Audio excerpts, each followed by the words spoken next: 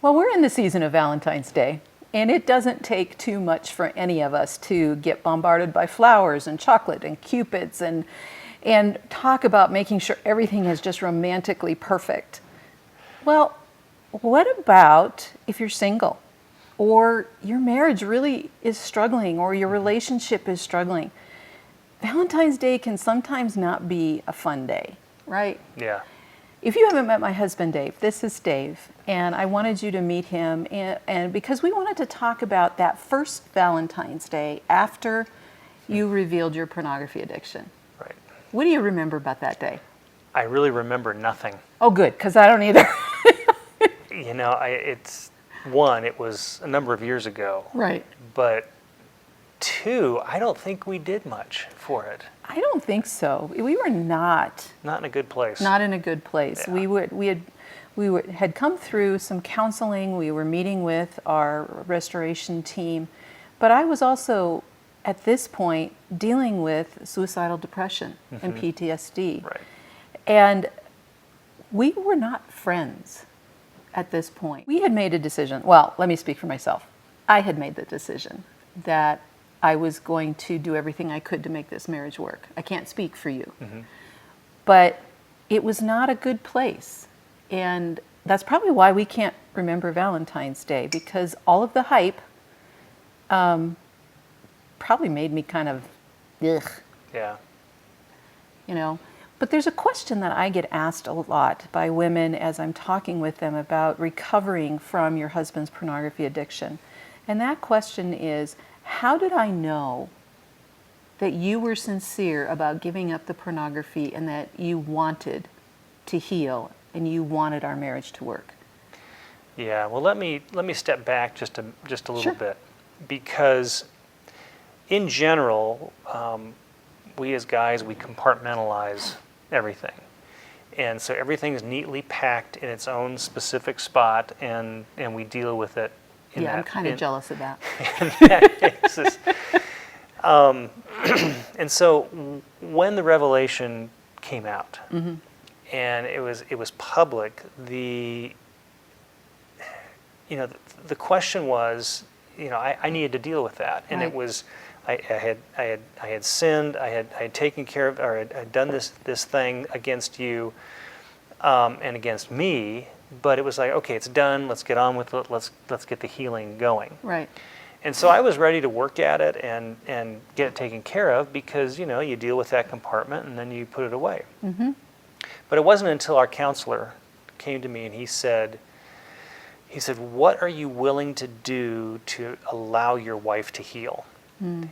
And that phrase really hit me, is that the fact that there was damage that I had inflicted on you emotionally that I needed to work at, to Right. heal. And so I think it was the spark that said, okay, I was taking ownership for what I was Yep. doing, Yep. but now I needed to not only work on myself, but work on the relationship. The relationship was damaged, it was destroyed, and it Yes. needed to be rebuilt. Yes. So, as we look at what steps needed to be done, when we met in college, we were friends. Yeah. We had a lot of fun together, did. and the relationship grew that way. And then we Right. started dating, and then that progressed to marriage. But now that 25 years later, with the relationship shattered, we had to go back. I had to go back and court you again. We had to establish the friendship again. Yeah. We had to establish the fun that we had originally had before we Yeah, were life married. wasn't fun at that point. No, it was. We were cohabiting at that point. We really were, because I remember when the counselor asked that question, and it was the very first time that in my mind I acknowledged the depth of the pain. And I thought Rob put words to what I was feeling that I hadn't been able to put at that point, because I was like you. I was saying, this was his problem. He can jolly well deal with it, and I don't like him very much. And but when I made the decision when I made that choice that I was not going to walk away, part of that decision came because I knew I had seen this switch in you flip. Right. Something had changed in you as far as how you approached it. You weren't as, well, it's my issue, it's really not affecting you. At that point, that I did see that. I did see that change in how you approached me and how you dealt with my emotions. Yeah. There was a softening at that point. Yeah, that's a great way to say it. There was a softening. And I knew it was my responsibility because I had inflicted the damage. It was my responsibility to initiate the courting process and rebuilding that relationship. But it was a choice on both of our parts. Right. You know, it was my choice to say, yes, I'm going to pursue that relationship. But it was also your choice to say, I will allow him to pursue that relationship. That's a great way to say it. Because I did have to make that decision that I would allow you to change. You know, I was so angry and I was so hurt that I was striking out in that anger and in that hurt. And I had to begin to trust you. And that was hard because there was no trust. Well, understandably so. Yeah. I wasn't sure that anything that you said to me was truthful. I wasn't sure that, I mean, every time you got onto a computer, I started to panic because I thought he's looking at porn again. And I had to begin to I had to say to you, what are you doing? And then you were thankfully honest enough with me to allow me to see what you were doing. Yeah. And you took immediate steps to put some accountability in place, Right. to help me, really, and to help you. But it eased my mind. So, you know, as we talk about the things that we didn't do anything really earth-shattering to rebuild the friendship, Right. did we? No. I don't remember like big aha, ta-da type things. Right. It was more, I think, in those months around when Valentine's Day started and as that progressed, what I remember is spending the evenings without the television, without phones in front of us, with, you know, radio was off, everything that was quiet. And I remember sitting kind of like we are now and actually having conversations we'd never had. Yeah. Is that a true memory? I think so, yeah. Or conversations, well, obviously conversations we never had, you know, based upon when we started dating. Right. But the honest communication. Right. And I remember one of the things that I was really afraid, and this was part of rebuilding the trust, was I was afraid of your temper. And it didn't happen much, but when it happened, it was scary. And what both of us had to learn in that process was that by me not telling you the truth about how I was feeling because I was afraid of your temper, I was lying to you. And I didn't give you the opportunity to process that information and respond to that information in a healthy manner. Now, the first few times we did it, they weren't pretty.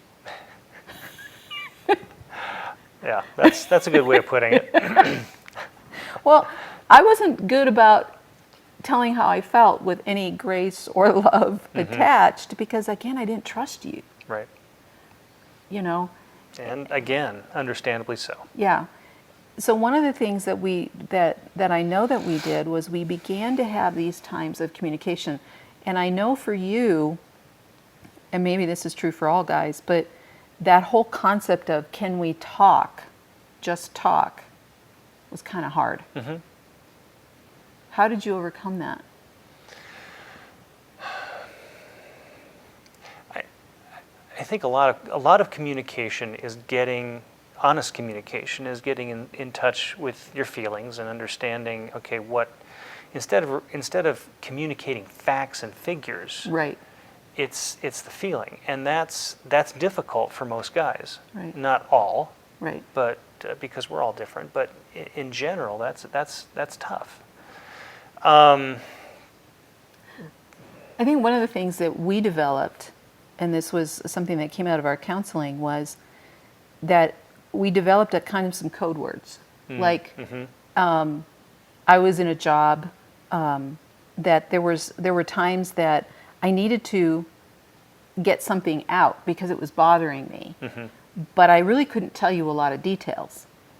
Right. And so our little code word at that time was, if I tell you, I have to kill you. Yes. But when when we were in those conversations, how did you process that information? How did you help me process? I think the big thing was, as guys, we tend to go to fix-it mode. When the problem is coming out, we're going through. I mean, that's just the way we're wired. Right. We're analyzing and saying, okay, how can we fix this? And when you would tell me that, and the other thing is, okay, I don't need you to fix this. I just want you to listen. That's the other one. Yeah. When you would say that, it would trigger me as like, okay, I can relax and just listen and be in the moment and not try to come up with a plan, because as a guy, if you don't come up with a plan, then you failed. Right. And so by your telling me that, gave me an out to say, okay, all I have to do is listen and empathize and, and not try to come up with this clever thing that's going to, solve the problem. Yes. And that took a lot of pressure off. Oh, good. So, when you did that, and when you subsequently have done that, it is a real blessing to me to say, okay, all she wants right now is just a listening ear. She wants to be heard, and let you go ahead and vent and process, because a lot of times you'll come up with a solution yourself just by verbally processing it. So Yeah. that's just understanding your mate and knowing, how they're wired and what makes them tick. Right. But that was also part of the process of rebuilding the relationship, of starting it over on a different playing field, really. Yeah. Because we didn't do that in the first 25 years of our marriage.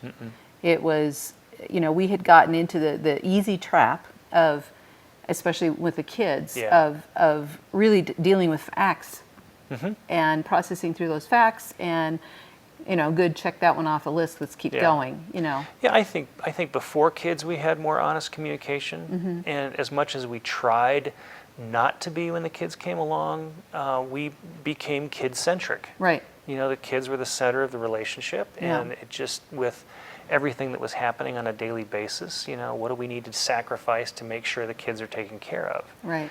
And then once the kids were gone, then it was just you and me. Right. And I know intellectually we tried to fight that. Right. But it still happened. It still happened, and because we were not, even though we were trying, there were certain parts I know that I was withholding from you and you were withholding from me because of the deep wounds that we already had and didn't feel like we could trust each other. Right. Yeah. And so as we came out of this in the first few months after the bombshell, I call it, the bomb that shattered everything, we had to start that friendship all over again. And that meant, I remember learning things about you during the next 18 to 36 months that I never knew. Part of it was I never thought to ask, but part of it was they were parts that you were hiding. Yeah. And I think a lot of it too was I was understanding things about myself that I didn't realize. Yeah. And me too. Hurts that I had. Yeah. Insecurities that I was dealing with, and causes of different things. Right. You mentioned the anger. And in a lot of cases, anger is a byproduct of a sin that is trying to be, or an addiction or something that's trying to be suppressed. There's anger that comes out. Not in every case, of course, but It can also be the result of an expectation not being met Right. or something Oh, like exactly. that. Yeah, which was, in my case, that's what it was. Right. But, so that was something that I really had to deal with and examine. Why do I get so angry? Mm-hmm. And, that could be a red flag Yeah. in a relationship of, somebody who's normally pretty steady all of a sudden has these fits of anger that it's like, where'd that come from? Right. Could be an indication that there's something Yeah. suppressed that's coming out. Because anytime we push something down emotionally, it's going to squeeze out and squirt out in some other place, and we really never know where that's going to be. So Yeah. So one of the things, the next thing that we did was we were rebuilding our friendship, but we also had to start dating again. And after 25 years, that felt really weird to start dating again. And I mean, I know we didn't do anything elaborate. One of the things that you've always done since we've gotten married is you've always planned our anniversary celebration. And you're good at it. I love when you do that because there's things that you surprise me, and sometimes it's real simple. I remember one year we just went out and had ice cream because it's what we could afford. Yeah. But it was great. We didn't have the kids with us, so it was just us. It was great. But then there's been other times that you've done other things that have been a little bit more elaborate. So to start dating again, I think the first time that we actually went out for dinner together for like a date, I remember sitting there just feeling awkward, which was weird. Yeah. I don't know how you felt, but I felt awkward. And I felt like, I don't even know what to say. I don't, to do. And it was making the choice in that moment to start the conversation. Yeah. To ask the question that maybe was really scary of, how are we doing? And then for me, shutting up and letting you say how you felt we were doing and not trying to rebut it. Yeah. There was another question that we would ask, and I just blanked on it. What was the other question? We had two questions. How are we doing? Well, there was also an emotional check-in. Right. Going through, okay, how am I doing? How am I doing spiritually, emotionally, physically, mentally? Right. There was 4 or 5 of those things that we would kind of go through and give explanations of where we were. Right. But yeah, I think for me, in the whole redating, if you want to call it that, it was trying to make sure. Well, I was self-conscious because, I was making a choice to pursue the relationship. But I was also questioning, or I was hoping that you weren't questioning my motives for doing it. Oh, he's just trying to,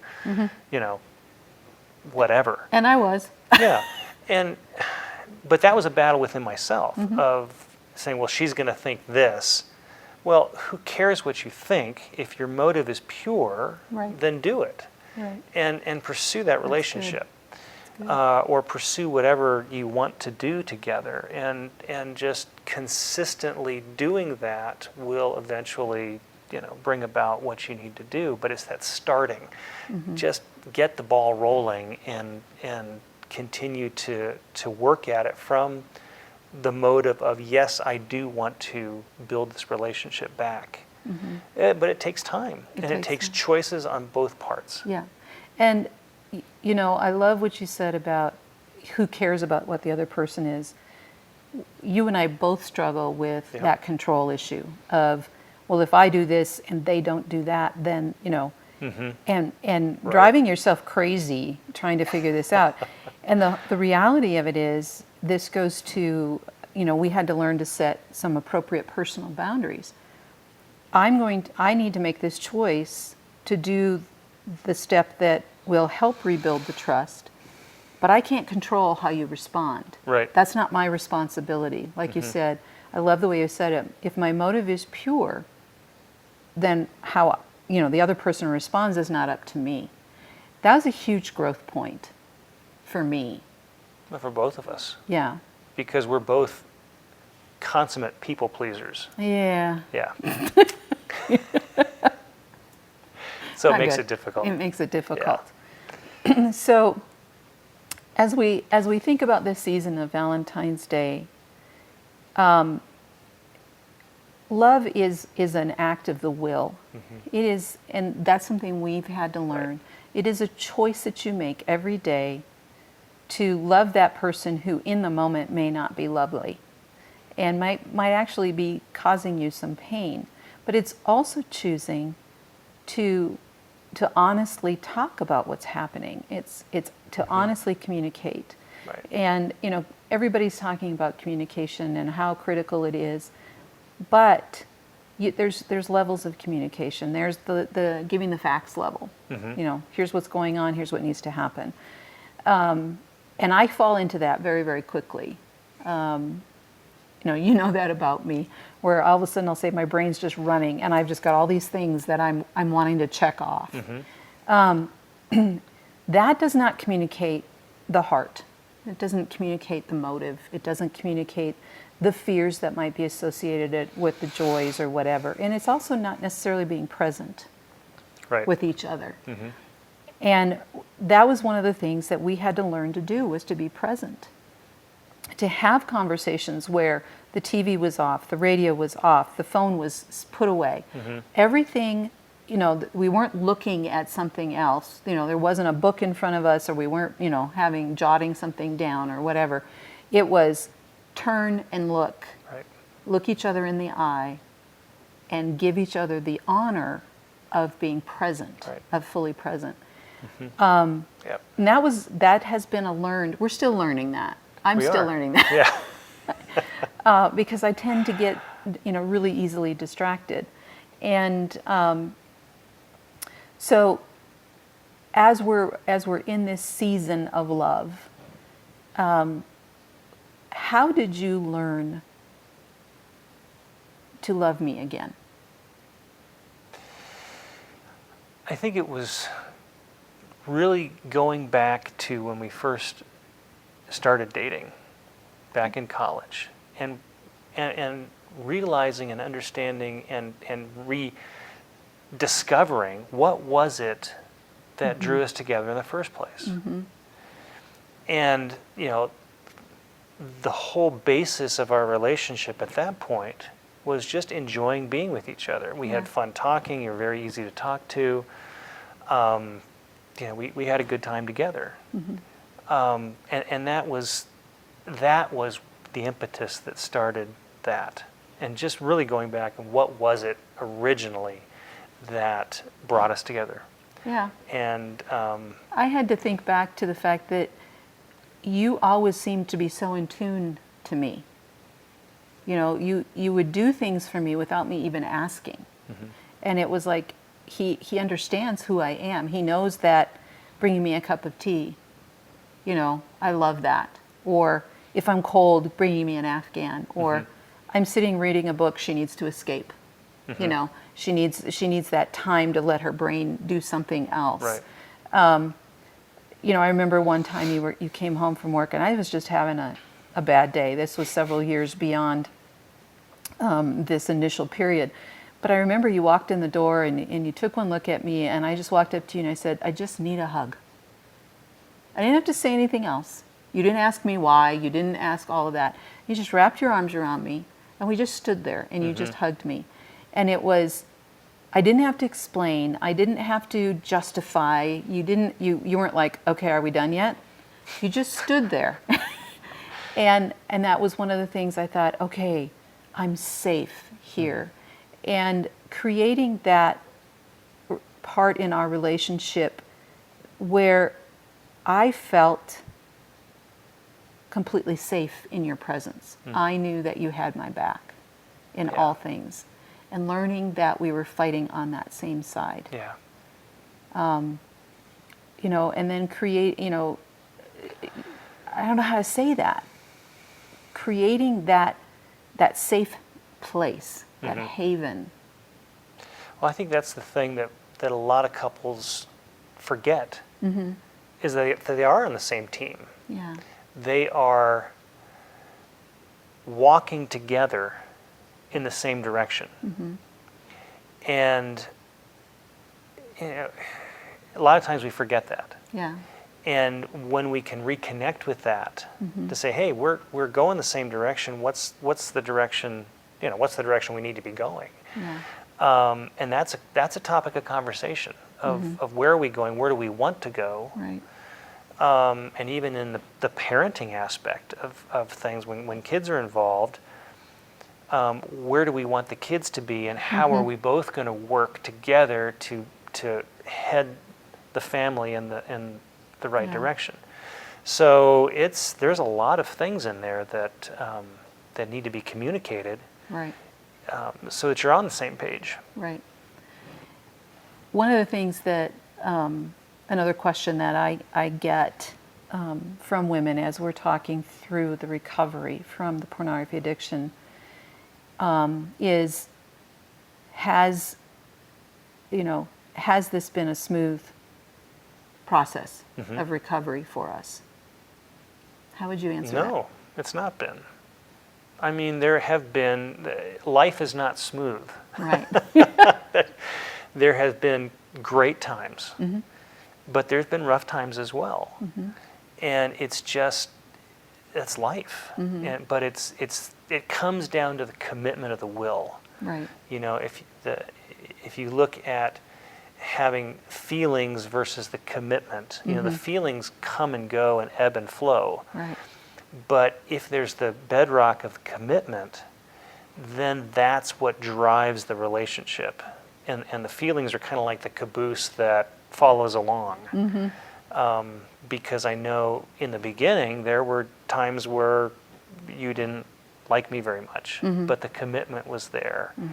And eventually, we could laugh again. We could laugh again. In the movie Fiddler on the Roof, or in the play The Fiddler on the Roof, there's a line in there of the arranged marriage. Yes. And in the song within that music, my mother and my father said we'd learn to love each other. Yeah. And so that's the thing of learning again to love each other and understanding and moving in the same direction. Yeah.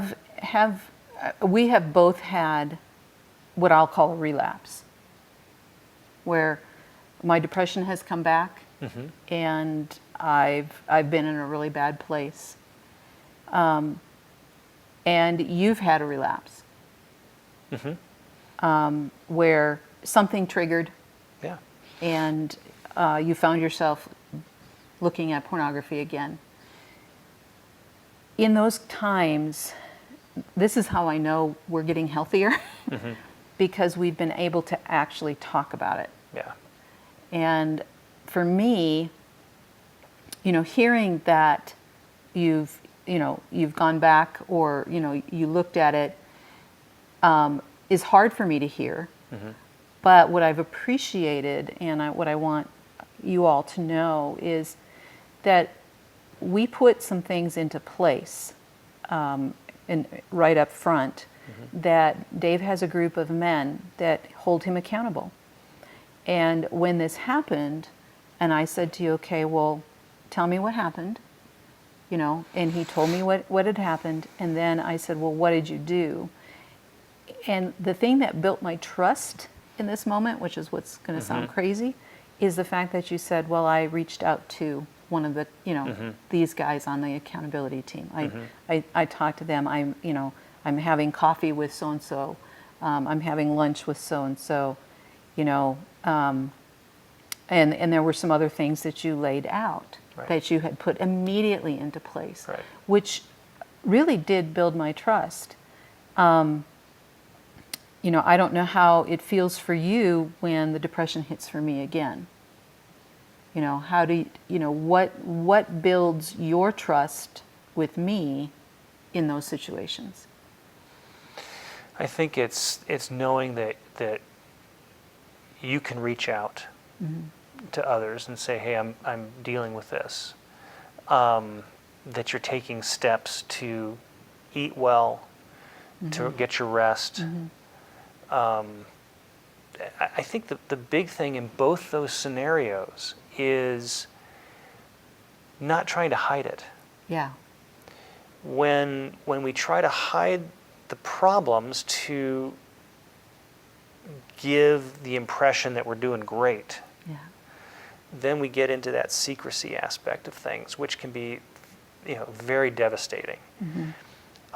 If we're open, if we're honest, if we're owning things, then there's more success in the recovery process. And the slip, the fall is not nearly as far Right. as it could be if you try to suppress it and do it on your own, which is what I tried to do for years. Right. And it just doesn't work. There is safety in numbers. You look at the animal kingdom, and any predator animal will try to get one of the herd isolated. Yes. And once they're isolated, then they can attack and overcome. But when there's no isolation, then there's the protection of the herd to keep that from happening. And they don't have nearly as much success as they do when they can isolate.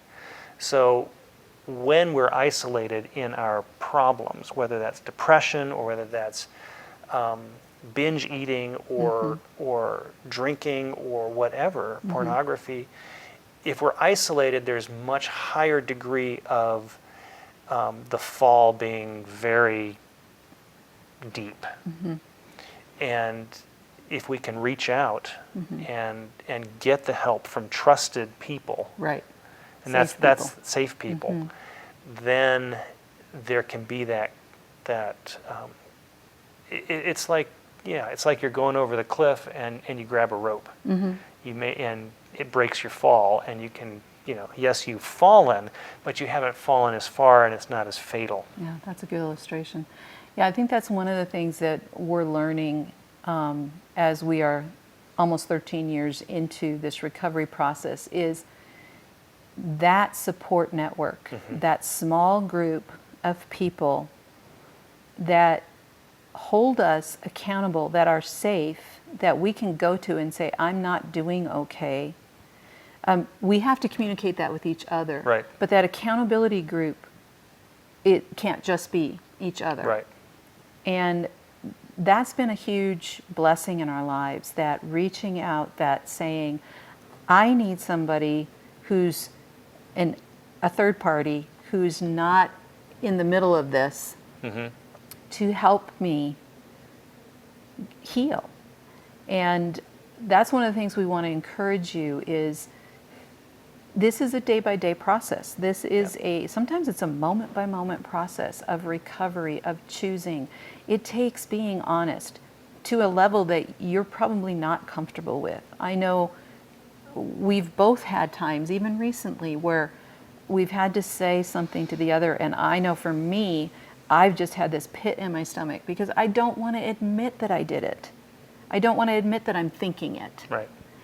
And yet I have to trust you enough, because we've built that trust level back up with each other, that you're not going to yell at me and judge me and call me all sorts of names, but you're going to be truthful. And sometimes the truth hurts. Yeah. So if you find yourself in a position where you're wondering or you're hurt and you need someone that can maybe just give you another opinion, on my website at kirstensamuel.com, and Kirsten is spelled Kirsten, D as in Diane or David, Samuel, SAMUEL.com. There are a bunch of free resources. I encourage you to hop over there to grab some of those free resources. And if you're at that place where you just feel like either you or even you and your spouse need to have someone to talk to, please click that free consultation button. I talk with women, Dave talks with guys, but we also will talk with couples together.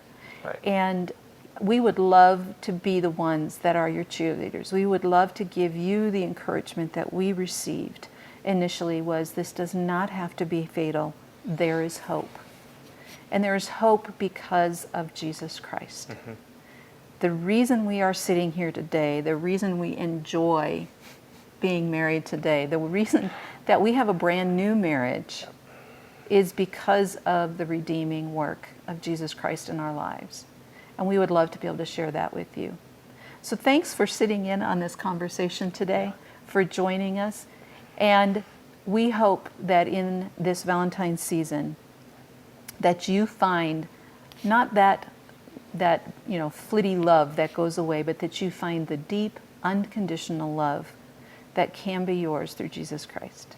Thanks for joining us. You can choose to overcome or you can choose denial. It's your choice. Until next time, thanks, hon, for being here. You bet.